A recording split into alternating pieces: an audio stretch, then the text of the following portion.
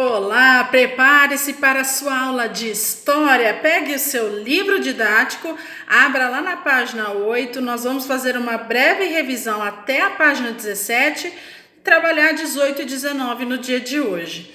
Então, nós já estudamos o que é história. É tudo aquilo que já aconteceu, seja na nossa época, seja em tempos muito remotos, muito antigos, que a gente não existia, ninguém da nossa família. Isso é história.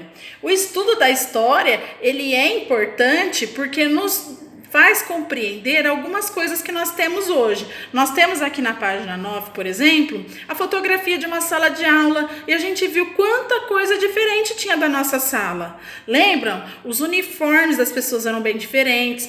Havia uma sala apenas de meninas, era separado dos meninos. Professores eram mais rígidos nessa época. Então, nós vimos que de épocas para trás, para de hoje, existem muitas mudanças e nós fazemos história. O que nós estamos fazendo hoje será bem diferente lá no futuro. Nós já estamos construindo história também.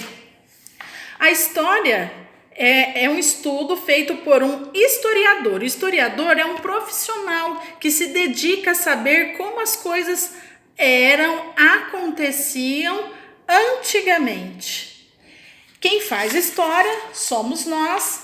Nós temos documentos históricos, está lá na página 12, que nós aprendemos que é através desses documentos, das escritas, da arte, da foto, de relatos, é que a gente sabe como as coisas eram há muito tempo atrás. O historiador faz toda essa pesquisa, às vezes ele encontra casas, construções muito antigas, e ele tem como saber de que época era aquilo. A gente pode ver que as construções eram bem diferentes das de hoje. Tem exemplo aqui no livro, exemplo da escola. Existem documentos históricos, por exemplo, a sua carteira de vacinação, o seu RG, o seu boletim escolar podem ser documentos históricos. Daqui a 80 anos as pessoas vão ter uma ideia das disciplinas que a gente estudava, qual era a nossa rotina na escola, e pode ser tudo muito diferente.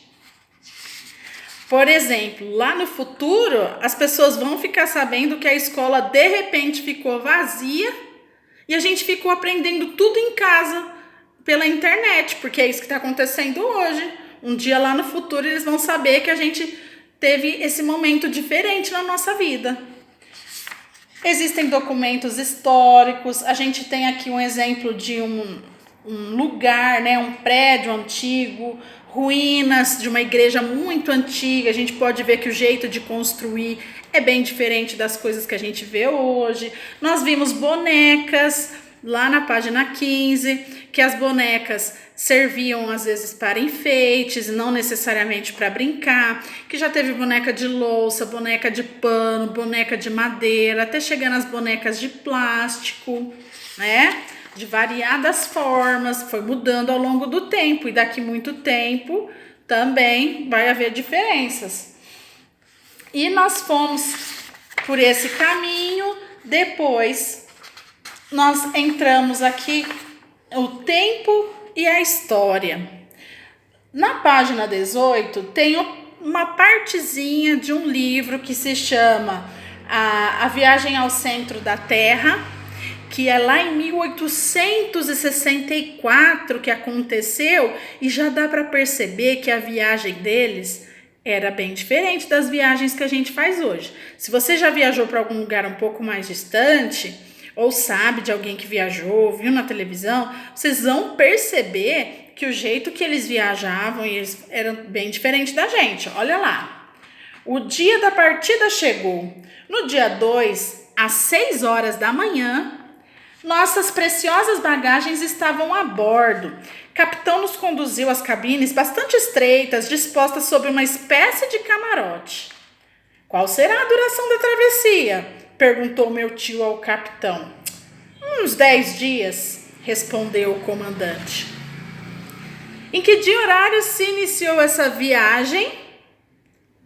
Se você prestou atenção, ou se você precisa voltar ali para ler o texto, você vai ver. Foi dia 2, às 6 horas da manhã, ia demorar uns 10 dias. Faz as anotações aí para responder a pergunta. Que meio de transporte eles usaram? Olha ali para a própria imagem. Que meio de transporte eles usaram? Foi avião? Não, foi navio. Olha lá, eles estão na água. Foi no navio. Se você já fez alguma viagem longa, onde foi? Quanto tempo durou a viagem? Quanto tempo você ficou nesse lugar? Olha só a viagem deles ia durar uns 10 dias. Você já foi para algum lugar muito longe que demorou tudo isso? Se a gente fosse com outro meio de transporte, será que ia durar a mesma coisa que durou essa viagem de navio? Acho que não, né? E como a gente diz que o tempo e a história estuda um tempo passado, como é que as pessoas aprenderam a medir o tempo, saber quanto tempo, saber as horas? As pessoas começaram a observar a natureza, olhar principalmente para o céu. Que olha, o sol, a hora que ele está em determinado lugar, geralmente, olha, as estações do ano, a terra vai ficando de tal jeito. Então, a partir da observação, os homens foram fazendo testes e conseguiram descobrir uma forma de ir marcando o tempo. Então, tinha ampulheta, media curto tempo, e o relógio de sol, o relógio de sol era a partir da sombra do sol que ia conseguindo demarcar o horário. Se você tiver num dia nublado, você acha que dá para saber mais ou menos as horas?